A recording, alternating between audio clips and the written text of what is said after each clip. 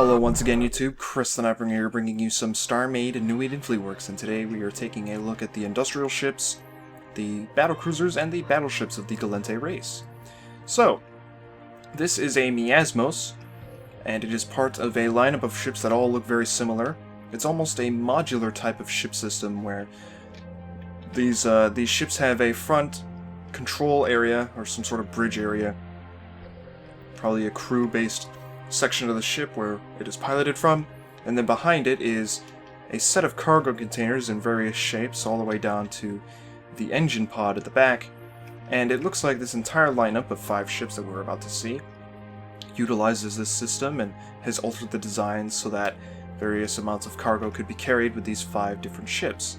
Now, they used to all be called Iteron, and they would be ending their designation with Mark 1, 2, 3, 4, or 5, and they changed that. This is now a miasmos, and there's other ones such as the Kairos, the Epital, the... I don't know the other ones. And the last one, of course, is the Iteron Mark 5. They kept that one the same, which is pretty interesting. So yeah, it's a nice little system, and I quite like it because it means that once I finish one of these ships and all of its cargo components, I can build every single other one just by copying over the design, which is really nice. I might have to change the internals a bit, and that's fine. But for the most part, it should stay the same, and I'm so looking forward to that because it'll mean I can get 5 different ships out very quickly, and that's okay with me. So we are currently looking at the Nereus. That's the last one that I forgot, the Nereus. If we come over here, we can see the engine pod real quick. And it looks like the only way of getting the cargo into these ships is via a door that's on this flat section right here. At least that's what I am seeing texturally when I look at the models. There seems to be some sort of door on that section right there, and that's okay, because that gives me an idea as to how to lay out the interior of the ship. So what that means is that each of these pods does not have their own access. They might, but it's probably not as large as that door back there. They might have some sort of airlock or something, but it looks like the main cargo bay door is back there. And what that means is that they would have to transport all of their goods, all of the cargo, down some sort of crane or some sort of track, and it would be put into the sides of these cargo pods, or into the bottom, or raised up somewhere, and yeah, which is going to give me some ideas for the interior, and I quite like that, and to be honest, it makes sense with the whole Galente design philosophy where everything is automated, so maybe it is just some sort of crane or some sort of track that automatically, you know, shuffles the cargo along to its little compartment and stores it with the use of minimal crew. And it's probably why this system is modular as well, which makes it quite nice. And you can see that we're kind of increasing in size and length here. You can see some different types of tanks that are appearing, some more cylindrical ones for various different materials.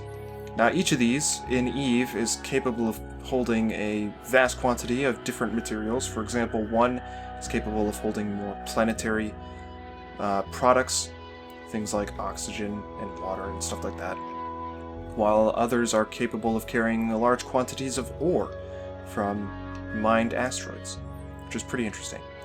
So yeah, I believe the one in front of me is the Epithal. I could be wrong. Nope, that's it. The one in between is the Kairos, and of course the last one here is over 1 kilometer long, or close to, I believe, and it is the Iteron Mark 5, and as we can see, it is quite the large industrial ship. I love it. It's so cool, and to be honest, the one that I probably will start with is this one, simply so I can, you know, make it as long as it should be. Finish all of the various types of cargo compartments, which I'm fairly certain all of them are present on this ship, and then I can just copy-paste them onto the other designs and make my life a little bit easier, which will be pretty nice. I am looking forward to doing this ship though, because it'll be one of the simpler Galente builds, and that's always exciting. So yeah, those are all of the Galente industrial ships. We're going to now move on to the battle cruisers, not the battleships. Those come a little bit later. And of course the first one here is the Brutix, which is a very, very recognizable Galente design. From here on out, all of these ships will be very recognizable as Galente ships. Quite nice. Of course, it's still got that bulbous, heavy look to it. Curvilinear, of course, as always. There's a lot of details on this that are expressed with textures instead of the actual form, so there's a lot of like piping and stuff and form to this ship that is lost through this import process, which is something I'm going to have to either come up with and create on my own, or just let be. And maybe I'll lose that detail, I'm not sure. And next we have the Myrmidon, which in my opinion is one of the best, if not the best, Gallente ship.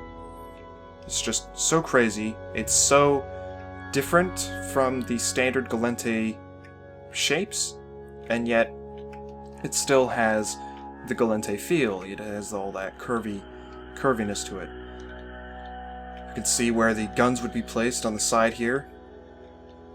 6 of them, to be exact, at least right there. There might be 2 others somewhere else, but I doubt it, because there's a massive drone bay and nanite repair factory thing right here. But this is the drone bay, I believe. This is where the drones pop out from. Of course, it's a bit closed off, so there'll probably be a door there or something. So yeah, this is one of the ships that has an unofficial technical schematic, which gives me some insight as to what I would need to place in this ship. There are decks all the way down to the bottom there, so there would be things to place along the entirety of this ship, and it's quite crazy.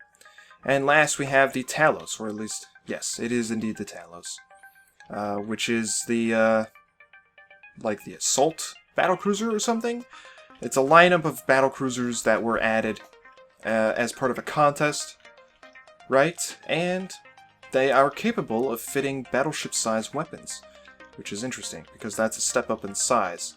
You can see that those are pretty big spots for guns to take place, as opposed to the slightly smaller areas up there, which would be medium-sized guns. We also have what is an iconic engine design on the Galente ships, which is much larger and more detailed on this specific design than anywhere else. Kind of like these square engines with intakes and exhausts, and then you have the actual thrusters below, which is very strange. It's almost like a combination of 2 different engine types, and those square ones don't seem to have an exhaust, an actual thruster plume sprouting out from behind them. So those are the battle cruisers. Pretty goddamn interesting if you ask me. Looking pretty good. The battleships are so large that I had to put them in a different sector, because otherwise we would not be able to load them all at once, and I'm not even sure if we will be able to load them all at once still. So we're just gonna start with the Hyperion, I suppose. We're gonna load this in. This is, in my opinion, one of the craziest, if not the craziest, battleship in EVE right now. In terms of just form, this looks like a massive structure just because of how layered it looks. It's a city on engines, in my opinion, and it is one of the best looking things in EVE. No doubt. Even though it's Galente, and even though it's going to be hard as hell to build, it is one crazy looking ship. So those are the turret hardpoints on the front there. Something I'm going to have to think about when I build them. I'll probably just have to angle it on a rail rotator or something. And hopefully this loads in a little bit quickly, a little bit quicker, so that we can get on with displaying it in all its glory. I mean, look at that. Those are the engines on the side there. They put the engines on this ship in the middle, and it's kind of like forms this cross in the middle where there's an engine pod on each side. It's very different, but it still has the Galente feel. Let me get rid of the HUD. Just look at that. And there's windows and little details and all these little crevices along the shape of this ship. And in my opinion, it'll be one of the best ships for RP. Because at any point you could look out a window and see some crazy view. I mean, if there's windows over here, and there may or may not be, but there's a good chance that there are, this is the view you would have. Those are the engines, which would be blasting over ahead and to the side of you. And if we go to the front, through this little strange arch that they have here, I mean, if there's a window somewhere along here, you can just look out and look down along the ship. You can look back, you can look up, you can look to the front. It's quite crazy. One of the best battleships, one of the most detailed battleships in EVE. It's pretty awesome. So that is the Hyperion. Next we have the Dominix. Now the Dominix has received a number of updates to its visuals over the past few years. It's often referred to as the Space Potato. It is now currently a much more advanced Space Potato because it has received an update to its visuals in the past few months, and it looks quite good. Also, I'm going to apologize if there are visual glitches, but it's just the amount of blocks on the screen right now is terrible and mighty in number. So yeah. There's a big warp spool down here, which is apparently tied to their warp engines. And this entire circular structure rotates and changes when you go into warp with the ship, which is pretty interesting. I'm not sure how I'm going to pull that off because it's at an angle. You can see that it's sloping inwards, sort of, at the bottom there. So that'll be kind of tough to do. I'd have to chop off and change quite a bit of that if I wanted it to rotate. But I think it would be worth it. I think it would be worth it. And there's quite a lot of detail in a ship like this. I mean, it's quite large, so a lot of the detail is reserved for texture. But even back here, we can see like this cool engine or power reactor section where there's these different struts. Very nice. If we move on back up, we'll see the engines in the back here. All tucked away behind some nice folds. Pretty sweet. Loving it. I am loving it. And then something else that I was really excited about when I first saw the design for this is the drone bays. So these here are the drone bays, capable of launching large drones. And they're pretty big. I mean, this is like the hangar of an aircraft carrier. And there's like 3 of them on each side, right? Or the landing area of the aircraft carrier. Oh my god, my English! My English! It's failing me. I'm sorry. There's a big space over there, what is for presumably an elevator or something. Or some sort of cargo lift. You just launch out the back here. And then you realize that that entire hangar is quite small compared to the size of the rest of the ship, and it's kind of crazy. I never thought of the Dominix as being such a large ship, but it actually is, and in fact it's larger than the next ship which I'm about to show you, which is the Megathron. And this is probably the most iconic Galente ship, and one of the most iconic EVE ships is this one right here. Has a pretty interesting design, being split down the middle. It's got some very interesting design bits on the front here. These big ass flat panel intake looking things, and it comes to a point almost at the bottom. You can see there's quite large sections for the turrets on the side, and there's some more turret hardpoints on this big flat section here. The entire bridge section is up here, of course, which gives, no doubt, an impressive view of the entire structure. There's this structure over here, which I'm not entirely sure what this is for, but it's probably dedicated to systems and sensors and stuff like that. Who knows? Who knows? I don't. I really don't. I'm hoping that CCP releases internal cross-sections and schematics of their ships soon. They teased the idea on the forums and the Reddit, and I am very much all for it, because that makes my job easier as to how the internals of these ships look. Right here we have the drone bay, which opens up into quite a view itself.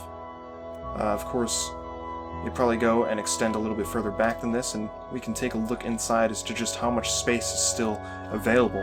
That drone bay probably extends to back as far as here, and the drones are sorted on the sides, possibly, because this ship would be capable of holding quite a number. You've got the engines in the back. Very strong shape and vessel, no doubt. So yeah. And then we'd launch. Just look at that. We've got some crazy circular sections on the side that all have their lights and they light up and they look funky. Nobody knows what they're all about. Could be warp spools or power reactor areas or something else entirely, who knows. But anyway, that is it for this episode. That is the Galente ship lineup, including the industrials and battlecruisers and battleships, which we have just covered. So yeah, thank you for watching. Leave a comment down below for a chance to win a special edition ship or a ship skin, of course. Leave your feedback down below. In the next episode of this sub-series, we will take a look at the Caldari, which is the last major faction to look at before we move on to sub-factions, pirate factions, and other various races of the EVE universe. So thank you for joining me. Subscribe if you want to see more, and I will see you all next time.